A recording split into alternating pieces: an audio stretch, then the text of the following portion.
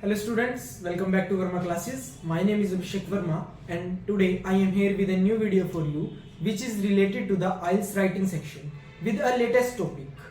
So let's move on to the video and make sure to watch it till the end. तो चलिए students, अब हम start करते हैं अपना राइटिंग टास्क 2 जो अभी रिसेंटली एग्जाम के अंदर आया है, जो 2 दिसंबर को एग्जाम हुआ था इवनिंग स्लॉट में। उसमें ये टास्क हमारे पास आया था एकेडमिक मॉड्यूल के अंदर। इसमें क्या कहा है देखो, it is more important for school students to learn local history rather than world history. यानी कि क्या कहा गया है कि ये बहुत ज़्यादा इम्पोर्टेंट है स्कूल चिल्ड्रन के लिए कि वो लोकल हिस्ट्री को रीड करें rather than world history. To what extent do you agree और डिसएग्री? आप इस बात से किस हद तक एग्री हो या आप डिसएग्री हो। ओके, दोबारा स्टेटमेंट रीड करेंगे। It is more important for school students to learn local history rather than world history. To what extent do you agree और डिसएग्री? ओके, अब हम इसको स्टार्ट करते हैं टास्क को लिखना।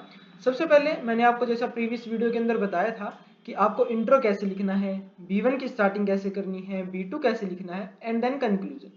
तो अगर आपने वो वीडियो नहीं देखी है तो मेरी तो अभी डिस्क्रिप्शन के अंदर लिंक है उस वीडियो का, आप उस वीडियो पर भी विजिट कर सकते हो। उसके अंदर मैंने आपको 2 वीडियो है राइटिंग टास्क की, एक के अंदर एडवांटेज और डिसएडवांटेज वाला टास्क है और एक के अंदर डिस्कस बोथ यूज वाला टास्क है। आज हमारे एग्जाम के अंदर आया था एग्री और डिसएग्री वाला टास्क। तो अब इसको स्टार्ट करते हैं। सबसे पहले इंट्रो हम देखेंगे, इंट्रो हमने कैसे लिखा है। इसके अंदर मैं आपको बिल्कुल इजी और सिंपल एक्सप्लेनेशन बताऊंगा। स्टेटमेंट को दोबारा रीड करते हैं। It is more important for school children to learn local history rather than world history. यानी कि बच्चे जो स्कूल के बच्चे हैं उनको सबसे पहला ध्यान देना चाहिए लोकल हिस्ट्री पे rather than world history. To what extent do you agree और disagree with this? Okay, thank you very much. अब करते हैं हम स्टार्ट अपना इंट्रो। इंट्रो के अंदर देखो, सबसे पहले हमने क्या लिखा है। सबसे पहले एक जर्नल लाइन लिखी है हमने।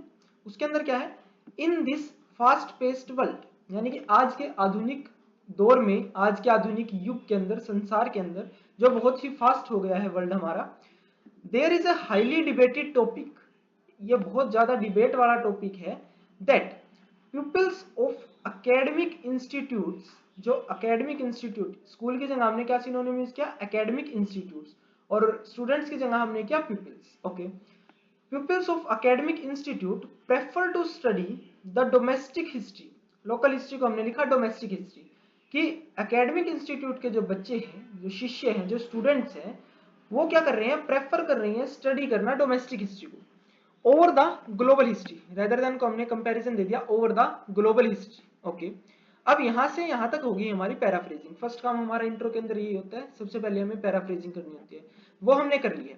अब उसके बाद देखते हैं थीसिस लाइन क्या लिखी है हमने। थीसिस लाइन के अंदर पूछा to what extent do you agree और डिसएग्री? आप किस हद तक इस बात से एग्री करते हो, सहमत हो, या फिर इस बात से डिसएग्री करते हो, असहमत हो। तो सबसे पहले हम करते हैं, I also stand with this belief, यानी कि मैं इस बात से एग्री करता हूं कि मैं भी इसी बिलीफ के साथ, इसी बिलीफ का साथ दूंगा कि बच्चों को जो है वो सबसे पहले ध्यान देना चाहिए लोकल हिस्ट्री पे रेदर देन वर्ल्ड हिस्ट्री।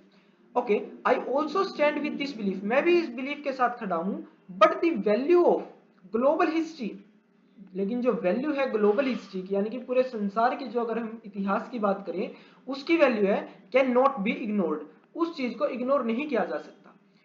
मैं भी इसी बिलीफ के साथ खड़ा हूं कि लोकल हिस्ट्री बच्चों को ज्यादा पढ़नी चाहिए, पर ग्लोबल हिस्ट्री की जो वैल्यू है उसको हम नेगोशिएट नहीं कर सकते, उसको हम इग्नोर नहीं कर सकते, वो वैल्यू को हम अनदेखा नहीं कर सकते। ओके, आगे है पॉइंट्स रिलेटेड टू दिस, इस कंडीशन से, इस बात से जितने भी पॉइंट्स रिलेट करेंगे will be discussed in upcoming paragraphs, उनको आने वाले पैराग्राफ्स के अंदर बताया जाएगा। तो ये होगी हमारी थीसिस लाइन, पैराफ्रेजिंग और थीसिस लाइन। इंट्रो के अंदर 2 ही काम होते हैं हमारे, first is paraphrasing, second is thesis line, या फिर उसको टास्क रिस्पॉन्स भी बोलते हैं।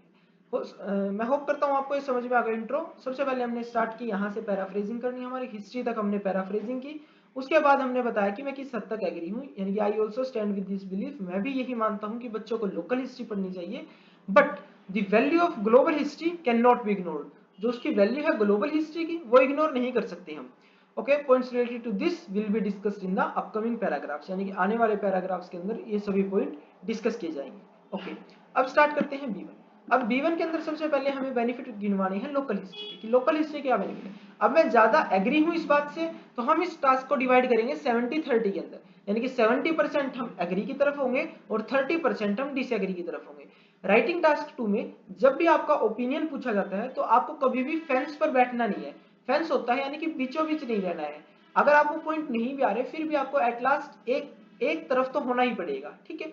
वो एक बेटर टास्क रहता है as compared to both side की वजह से, कि आप फेंस पे कभी मत बैठो, बीचों बीच कभी मत रहो, आपको एक तरफ होना चाहिए हर टास्क के अंदर। ओके, तो अब यहाँ पे हम इस टास्क को 70-30 से लिखेंगे। 70% एग्री में लिखेंगे और 30% डिसएग्री में लिखेंगे।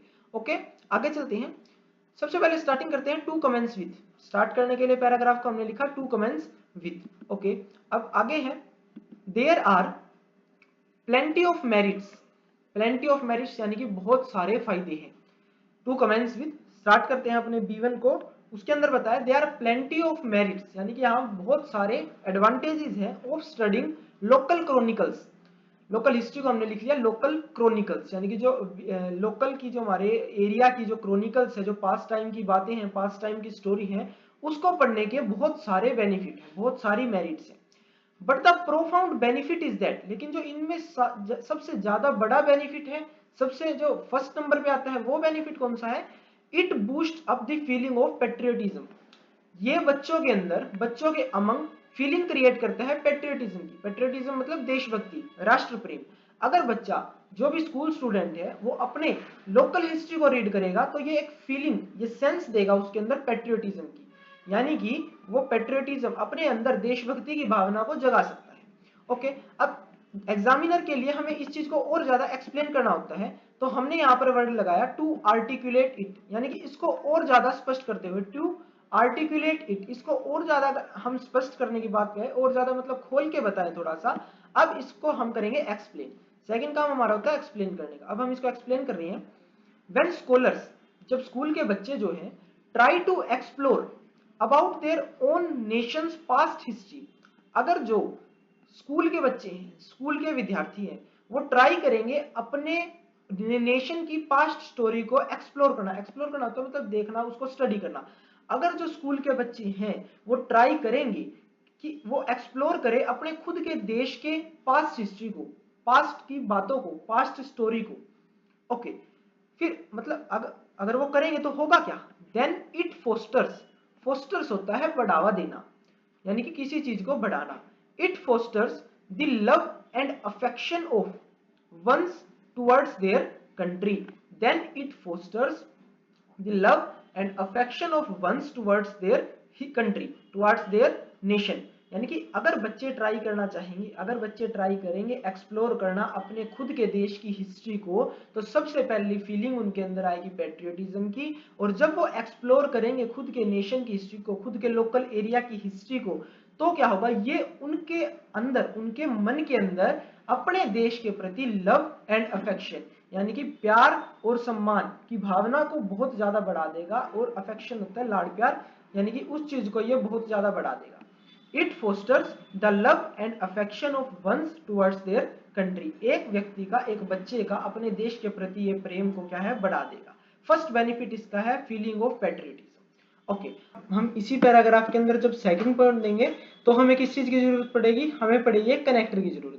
क्योंकि जब एक ही पैराग्राफ के अंदर हम 2 पॉइंट देते हैं तो फर्स्ट पॉइंट के कंप्लीशन के बाद हमको लगाना होता है एक कनेक्टर। ओके, तो वो कनेक्टर हमने लगाया more over. Okay, more over यानी कि अब हम इससे आगे चल रहे हैं तो वो चीज हमारे पास आ गई मोर ओवर के अंदर। ओके, मोर ओवर क्या है? Moreover it connects. अब आगे इसका सेकंड पॉइंट दे रहे हैं हम, इट कनेक्ट्स द लर्नर्स, जो स्टूडेंट्स हैं, स्कूल के बच्चे हैं, it connects the learners to their ancestors. ये बच्चों को अपने जो पूर्वज थे, जो अगर वो हिस्ट्री को रीड करेंगे तो वो अपने पूर्वजों के बारे में जानेंगे कि जो उनके फोर फादर्स ने, जो भी फोर पेरेंट्स ने जो भी उनके लिए सेक्रीफाइस की, उनके नेशन को बचाने के लिए जो भी चीजें की, वो उनके साथ उनको लर्न करेंगे। It connects the learners to their ancestors. Okay, अब इसी चीज को आगे एक्सप्लोर करेंगे, आगे इसको आर्टिकुलेट करेंगे। Students come to know about how their forefathers. उस बच्चों को पता लगेगा, ये हिस्ट्री को पढ़ने का क्या बेनिफिट होगा कि बच्चों को पता लगेगा, उनको जानने को मिलेगा how their forefathers sacrificed for their state, कि उनके जो फोरफादर थे, उनके एंसेस्टर थे, उन्होंने अपने नेशन के लिए, अपने स्टेट के लिए कैसे सेक्रीफाइसेस किए, क्या क्या कुर्बानियां दी अपने देश के लिए, अपने स्टेट के लिए। And they can learn from them, और बच्चे उनसे क्या कर सकते हैं, सीख सकते हैं, वो क्वालिटी, वो स्किल्स वो सीख सकते हैं। सेक्रीफाइस करने की वो जो स्किल है वो बच्चे उनसे ग्रैब कर सकते हैं। ओके, ये हमारा हो गया सेकंड पॉइंट कि वो अपने एंसेस्टर्स से कनेक्ट होंगे। अब इसका एक एग्जांपल देंगे, B1 के अंदर एक एग्जांपल इंक्लूड करेंगे। फॉर एग्जांपल के तौर पे अगर हम देखें, इन यूके, यूनाइटेड किंगडम के अंदर, in UK domestic history has been teaching, domestic history सिखाई जा रही है इन द सेकेंडरी स्कूल्स।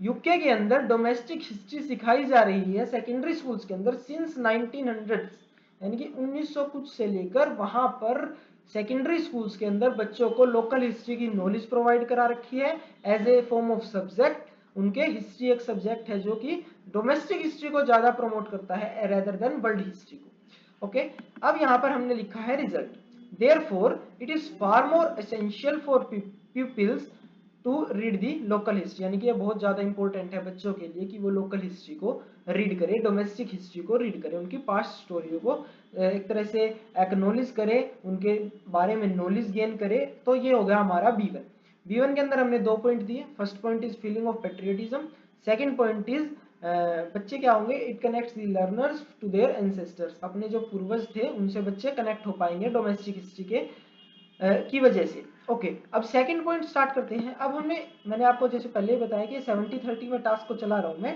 इसके अंदर क्या होगा कि 3 पॉइंट हमें एग्री के देंगे और 1 पॉइंट हम डिसएग्री का देंगे। 1 पॉइंट हम देंगे बेनिफिट ऑफ वर्ल्ड हिस्ट्री, ठीक है, इसके कंट्रास्ट में देंगे 1 पॉइंट। तो थर्ड पॉइंट को भी हमने मतलब एक ही तरफ लेके जाना है, एक ही साइड पर हम 3 पॉइंट दे रहे हैं, उसके लिए भी एक पॉजिटिव कनेक्टर लगेगा जो B2 की स्टार्टिंग में मैंने लगाया है। इन एडिशन विद दिस, यानी कि इनके एडिशन के अंदर, इन एडिशन विद दिस, अब हम क्या करेंगे,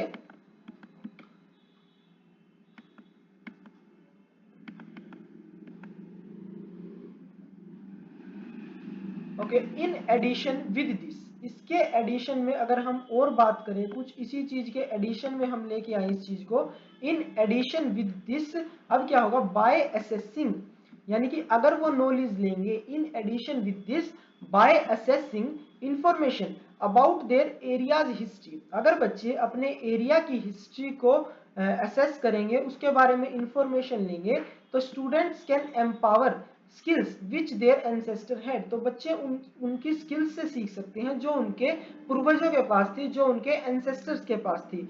उन students can empower skills which their ancestor had, उन स्किल को अपने अंदर भी डेवलप कर सकते हैं वो। They can broaden their knowledge about domestic area, वो अपनी नॉलेज को बढ़ा सकते हैं related to their domestic area, की अपने एरिया की नॉलेज को बढ़ा सकते हैं, ठीक है। तो और जो उनके एंसेस्टर्स के पास थी, जो स्किल्स थी, वो उनको सीख सकते हैं। ओके, ये हो गया हमारा थर्ड पॉइंट, यानी कि 3 पॉइंट हमने इस चीज के दे दिए हैं कि लोकल हिस्ट्री कैसे बेनिफिशियल है बच्चे के लिए।